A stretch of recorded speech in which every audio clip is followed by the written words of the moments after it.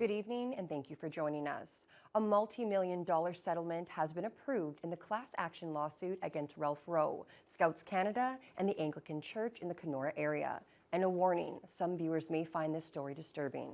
Rowe was a priest and scout leader who was convicted of sexually abusing young boys across the region in the 1970s and 80s. Lee Noonan has the details. Survivors of notorious sexual abuser Ralph Rowe and their supporters gathered at the Thunder Bay Courthouse for the approval of the $13.25 million class action lawsuit.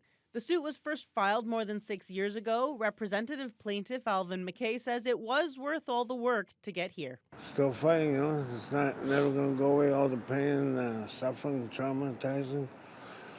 And I'm just glad it's over. You know what I mean? Guys, it's over with in court. Rowe was an Anglican priest and Boy Scout leader in the 1970s and 80s. It's estimated he sexually abused hundreds of boys, mostly in remote First Nations. He served 5 years in prison in the 1990s for his crimes, but has remained out of jail since, despite roughly 60 convictions.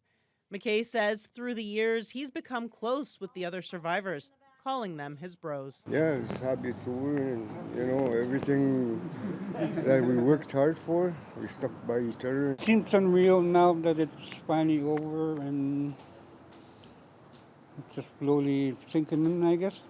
It's not gonna solve our problems, like what happened to us as kids. It's not gonna go away, we still have to live through that every day.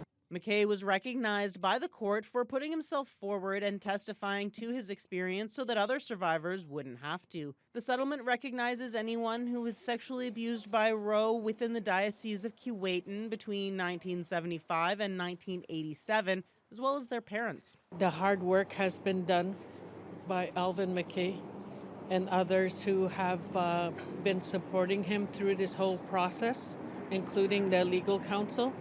And we will ensure that individuals, when they do come forward and make those applications, that they are well supported.